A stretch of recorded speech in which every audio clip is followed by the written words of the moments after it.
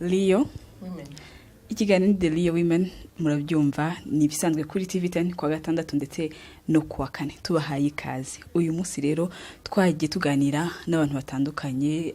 Belize yaganiriye na Eric Kabera ndetse n'inkumi yanjye Christelle yaganiriye Massamba intore. Ikaze nge ndi Pascal. Belize Christelle. Beli Eric ni muntu ki? Ubundi baraza kubyirebera neza nyuma ariko mu magambo make niwe yashinze Rwanda Cinema Center. So afite n'ikigo cyitwa Kwetu afasha youth ku develop in cinema industry very much. So muri make ibindi barabibona mu kanya. Ubateye amatsiko cyane. Wowe Masamba mwiki? Masamba arazwi cyane ngira umuntu waba utamuzi ntaravuka. Byo ni umuhanzi nyarwanda uririmba inganzo ibintu by'umuco nyarwanda. Mu kanya araje nabaririmbire n'akaririmbo gato. Ntibajye kure. Muriyumvira ko rero ngo utaravuka ni utazi Masamba n'ubwo ngo umuntu wese agomba kureba agomba no kureba The Leo Women. Ikaze rero mukomeze kubana natwe. We pride ourselves in being one of the most peaceful people and country in all of Africa. And then that happens. But from that void came a new burst of energy. We are living a new era, an era of hope, an era of resilience, an era of a new generation. The musicians are contributing to the peace of Rwanda. We are the ones to talk about peace because we know when there is no peace, what happens. Nobody could believe that there will be someone who can bring all the people together for dancing, for singing. Neza. Watubwira Kabera ni muntu ki?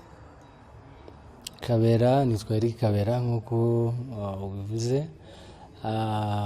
Abandi umugabo washatse afite abana batatu. Ikindi nuko muri ikigo nashinze cyitwa Kwetu Film Institute. Ni gikorwa abantu benshi bazi kuri Rwanda Film Festival kiba buri mwaka. Okay, nashaka kumenya what did you does push you cyagupushinze kureka as in to start doing movie as in industry kwinjira mu industry ya movie? Nkuko mubizi amateka y'u Rwanda ni maremare. 94 twabuze hafi miliyoni y'abantu barenga. Abatutsi bahigwaga bakicwa. Ngewe rero 94 ntago yansanze ahangaha, ntabwo tuba tuvugana ubu ngubu ngira ngo 94 nari ndi muri Congo, niho nakuriye ndi mu basore cyangwa n'inkumi abantu benshi bazi bavuye hanze batahutse 94. So naraje rero ikintu cya mbere nkuko tubizi twahuye n'amateka ashaririye. Ayo mateka akaba ari yo mu by'ukuri yakoze ikintu kinini cyane kugira ngo mbe umusineasti cyangwa mbe nkora uyu mwuga. Utangiye gukora sinema kugira werekane kwerekana hanze ukuntu byagenze. Ubundi natangiye mfasha abanyamakuru hanze aba CNN, NBC n'abandi Reuters. Bigeraho njya kwiga n'ubunyamakuru mu Bwongereza, ndagaruka nshinga ikigo cyanjye cyitwa Link Media Production. Bigeze aho ngaho ndakomeza nkajya mva ku munyamakuru umwe nkajya ku wundi. Ikindi cya kabiri nuko naje gukorana n'umunyamakuru wakoraga BBC na Channel 4 icyo gihe yari umu freelance. Ndamubwira yuko mu Rwanda ari amateka babaje ariko twiga dukora inkuru ariko nta kintu bibwira abantu. Arambwira ko tufukoze filime. Ni nako byaje kugenda, twagiye hamwe turafatanya dukora filime yitwa 100 Days cyangwa iminsi 100. Hashize hafi imyaka 17 iyo filime ikozwe. Niyo yabimburiye izindi mu by'ukuri bibonye gukorwa ku mateka ya jenoside, kuko amateka ya jenoside yakorewe abatutsi ni ikintu kibabaje, ni ikintu giteye ubwoba, ni ikintu mbese haba abanyarwanda cyangwa abanyamahanga bari batarakora umushinga cyangwa gutekereza igikorwa cyo gukora filime kuri jenoside. Twarayikoze bituma ndetse biha courage cyangwa umwete abandi kugira ngo babikore. Niyo zaje za Sometimes in April, Shooting Dogs, za Hotel Rwanda, izo ngizo twumva hirya no hino. Mu by'ukuri tubirangije byabaye ngombwa yuko tuvuga uti nubwo rwose dukora igikorwa ku mateka yacu, byaba byiza yuko twigisha abasore n'inkumi kugira ngo bazajye bakora amateka yabo nabo. Nibwo twashinze ikigo Rwanda Cinema Center cyigisha sinema cyangwa gufata amashusho, gufata amajwi, kwandika. Ni nabyo byaje kuvamo ikigo ahangaha turi cyitwa Kuwait Film Institute. Akaba ari ikigo cyigisha sinema, amashusho. Ubu dufite abadage batwigishije abanyeshuri, dufite abanyeshuri 15 bakora mu by'ukuri ibikorwa bya tekinike kugira ngo bamenye gufata amashusho neza, gufata amajwi neza, gukora ibyo bita montage. Kuko ntago icyo cyiciro ntago cyigisha ibyo gukina cyangwa nubwo rwose biba birimo haba ibyo gukina cyangwa se ibyo kwerekana inkuru z'u Rwanda, ariko cyane cyane icyo dushingiyeho ni tekinike kugira ngo abantu bamenye ukuntu bikorwa, ukuntu namwe musanzwe mubikora, ariko mu rwego rufite qualité, buri competitive. Kwa abanyeshuri bacu ukwezi gutaha mu kwa 9 no kwa 10 bazajya mu Budage muri ibyo twita internship cyangwa stage, bamara amezi 2 kugira ngo babe inzobere mu by'ukuri mu kazi kabo. Mu by'ukuri nicyo cyane dushishikarije, ariko tufatanya haba n'abanyarwanda, dukorana na Ministeri ya Education, turi munsi ya WDA, ko WDA ifite inshingano zo guteza imbere no gufasha no gutanga orientation mu bigo nk'ibi ngibi by'imyuga, ariko imyuga muri tekinike. Tukaba tuzi ko ari ibintu bizahindura landscape yo haba muri sinema cyangwa muri televiziyo, kuko hari amateleviziyo menshi n'ingi TV10 nimwe muri zo.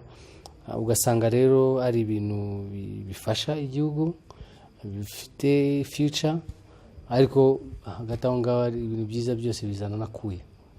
Challenges muhura nazo cyangwa mwahuye nazo kuva mutangiriye industry ya sinema ni nk'izi? Challenges ni nyinshi, ariko ntabwo umuntu yakwibanda kuri challenges cyane. Hari imyumvire, ugasanga umubyeyi akavuga uti yewe mfite Christian aho ngaho cyangwa mfite Jean-Luc aho ngaho. Ni gute mwabashije kumvikisha abanyarwanda muri rusange kwinjira muri sinema, kuko mu muco wacu bafite ukuntu babifata? Ni uguhozaho ukababwira yuko kubikora mu by'ukuri ntabwo bimwaje, ntabwo ari burara. Bari benshi bavuga uti umwana wanjye agiye kuba cineaste, agiye kuzajya arara amajoro akora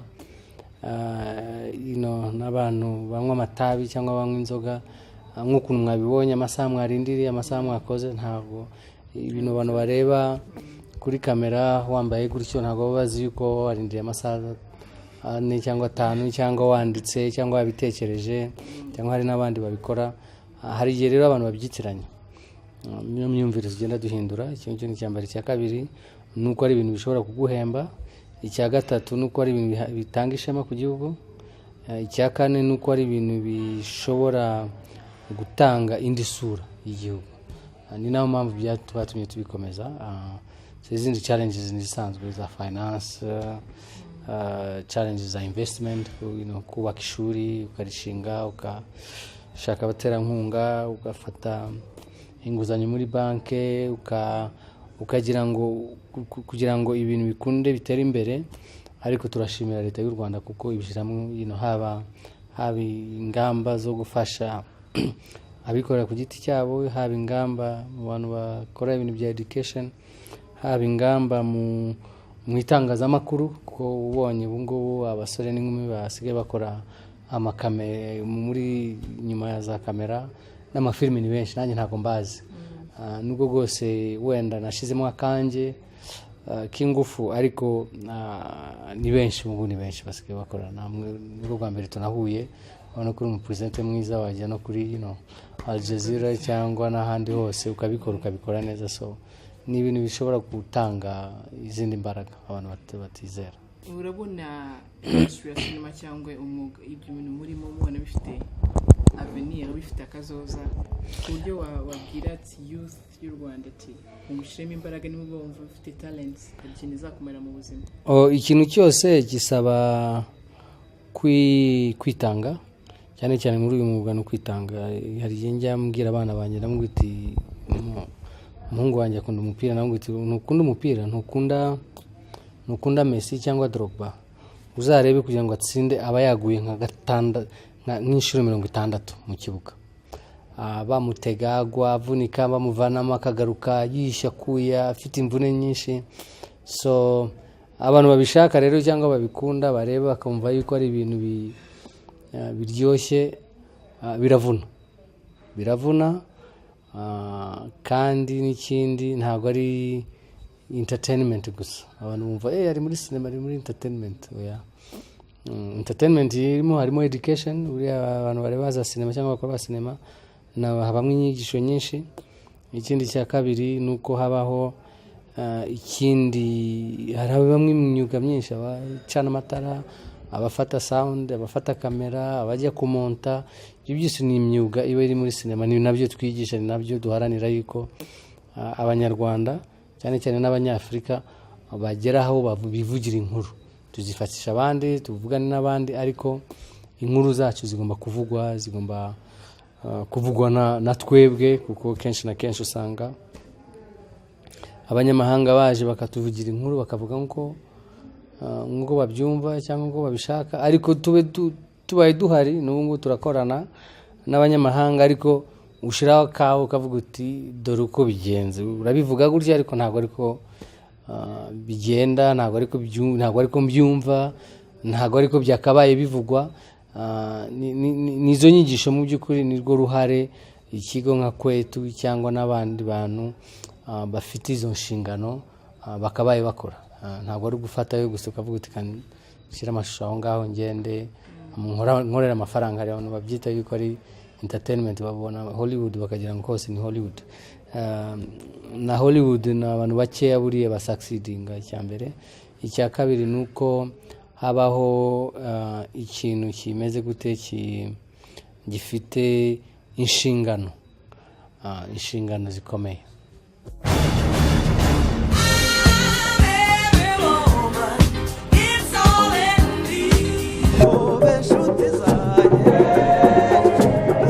Afrika yose, Afrika nkunde, bari imbarage ngenda, ahubwo turatabaye, umuntu udakunda Afrika, mbese ukunda iki? Hobe hobe hobe, Afrika nziza. Dutangira ikiganiro cyacu The Real Men maze kumenyera kwa kane no kwa gatandatu turi kumwe n'umutumirwa wacu ikaze Masamba. Murakoze cyane.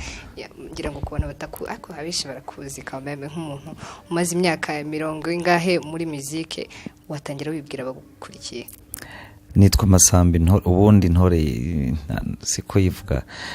Ndicyogira mu nkuba sengome ntabazangira icyubero mu mihigo. Kabanduti ndi cyuma cy'umuhungu dutikura. Ndiri umushakamba utagira imbeho mu nda.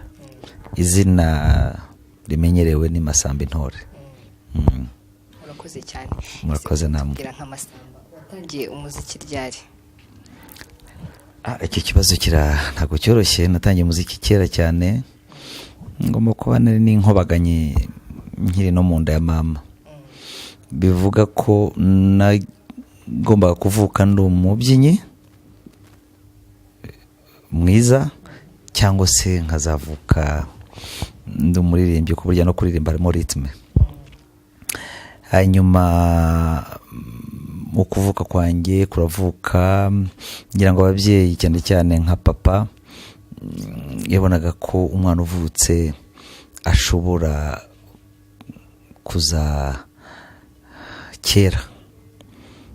kuzamusimbura cyangwa se akamubera mu mwanya. Ibyo ni ibintu nagiye menya nkuze ko ntabwo nari mbizi, abibwira mama. Iyo nganira na mama yarabimbwiraga. So muri kuvuka kwanjye mu myaka 4-5 mbanza kwiga kubyina, hanyuma mu myaka igera kuri 7-8 ntangira guhamiriza. Burya kubyina no guhamiriza biratandukanye.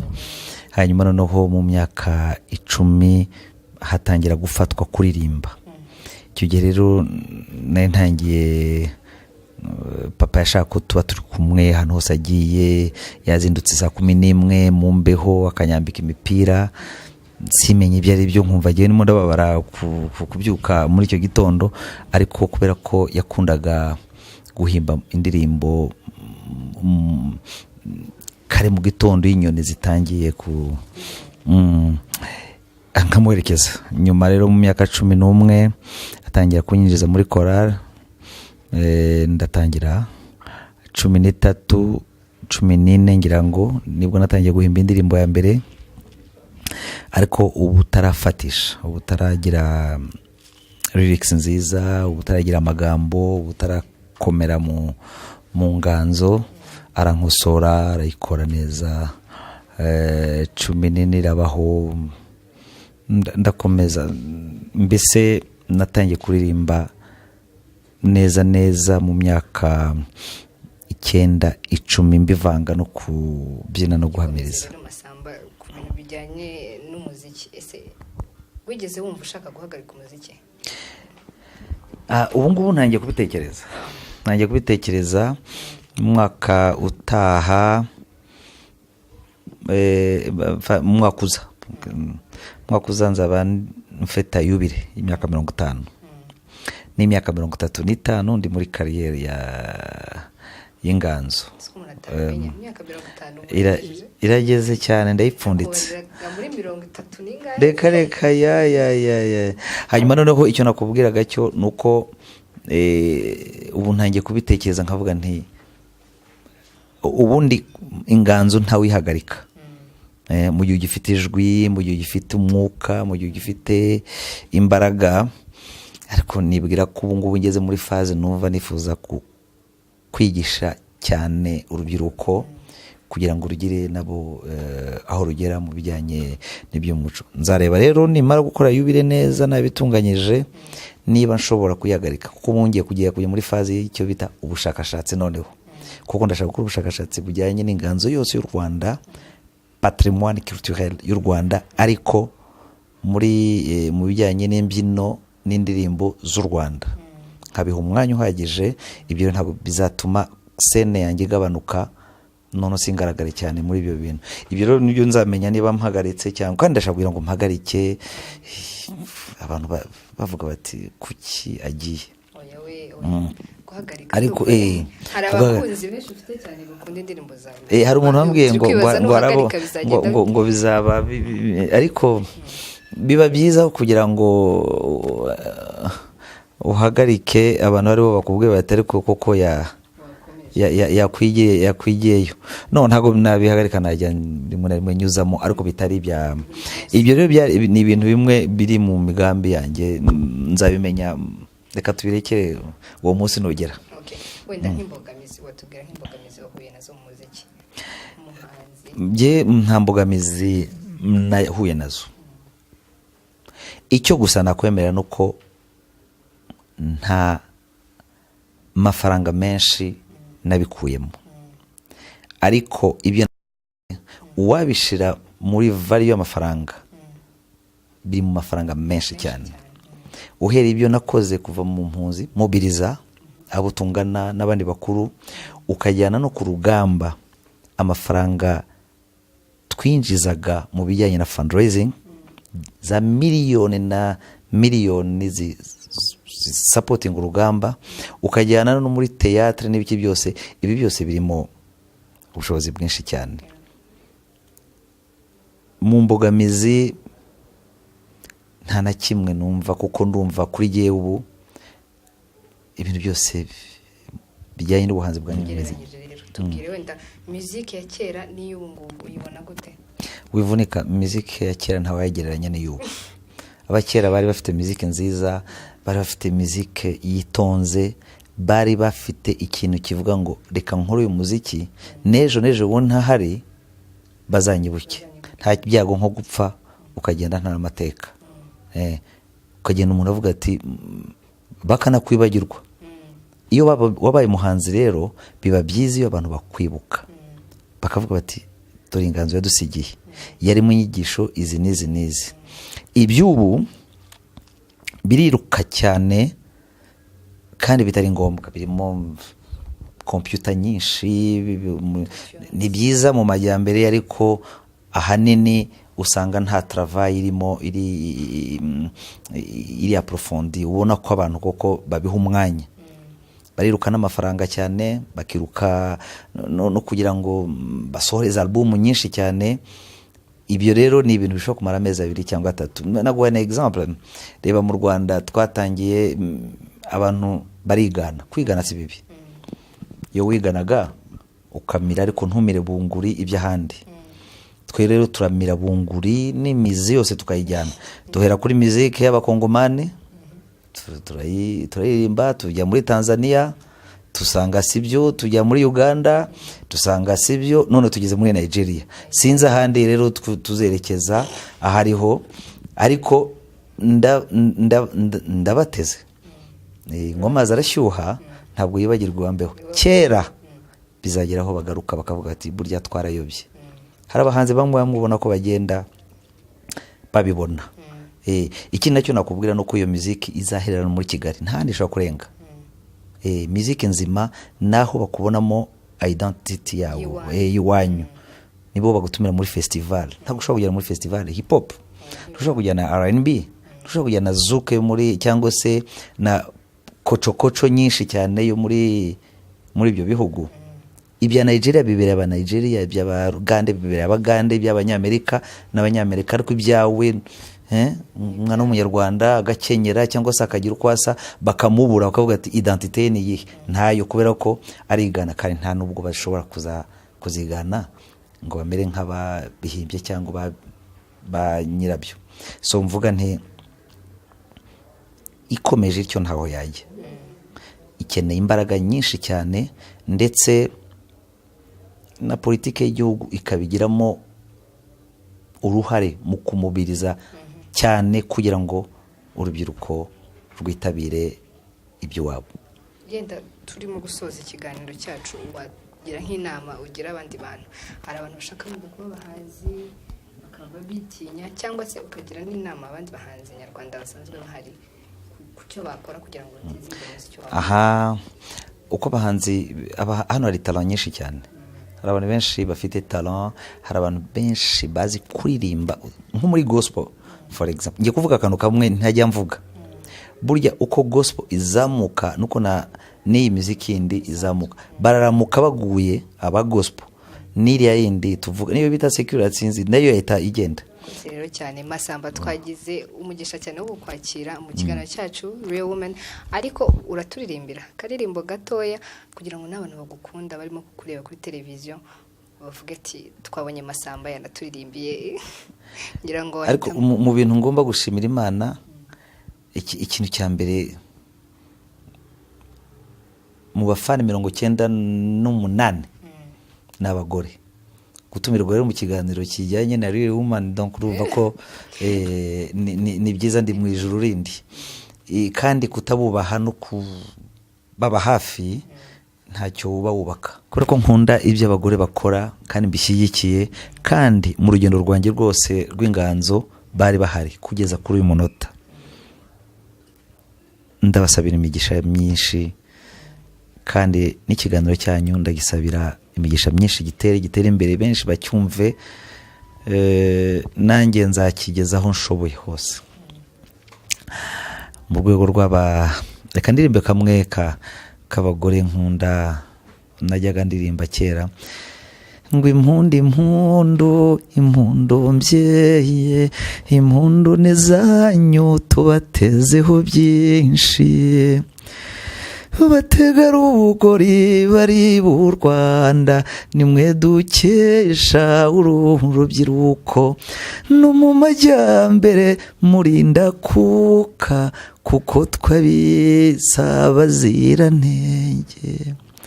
Nimurutake tururirimbe, nimurusokoze tuzarusiga, murutoneshe n'urwacu twese, nimwe babyeyi b'Abanyarwanda. Impundu impundu impundu mbyeyi.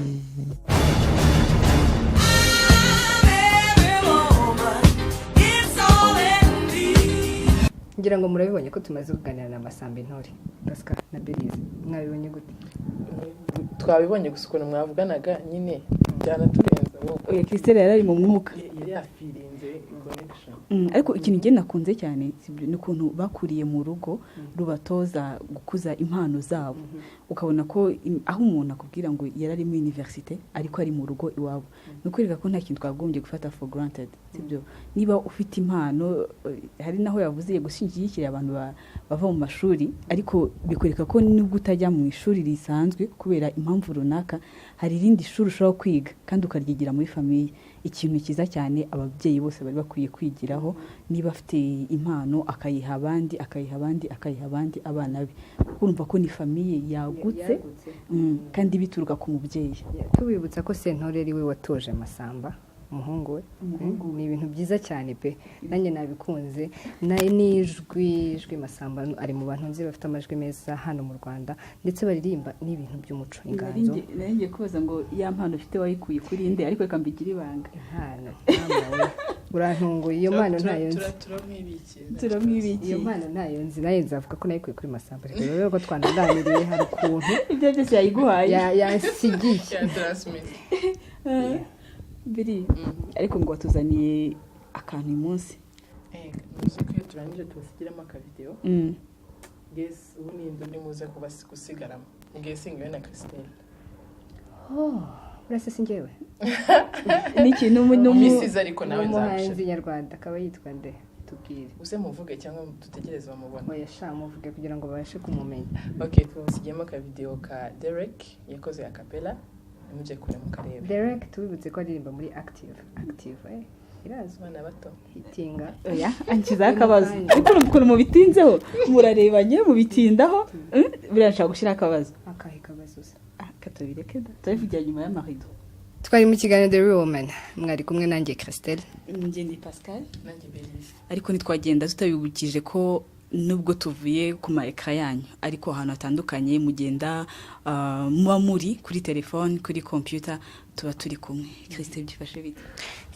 Okay, ukajya kuri Instagram kandika ijambo Real Woman Show, ukajya kuri WhatsApp murabonaho nimero kuri ekra zanyu yanditseho, abariho muzajya mutwohereza ibitekerezo ndetse n'utuvideo turi fane dushaka kuzaducishaho nyuma y'ikiganiro, ndetse ukajya na hehande ushobora no kujya kuri Twitter ni Real Women Rwanda, ndetse na YouTube mushobora kubona ibiganiro byacu byatambutse n'iki ngiki kirimo mbibibutse. Reka tubasezere ku Mana naho butaha. Bye. Down, it's about to go down. It's about to go down. It's about to go down.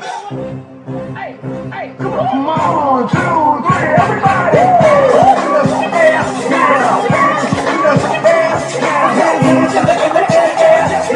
Ladies, put your hands in the air.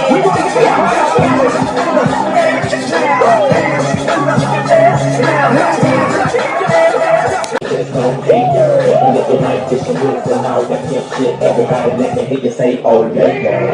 Let me hear you say, oh yeah, girl. Hey, what's up? This is hold your hands in the air, wave them like you just don't care, girl. And let them eat the cigarettes and all that pimp shit. Everybody let me hear you say, oh yeah, girl. Oh yeah, girl. Oh yeah, girl. Oh yeah, girl.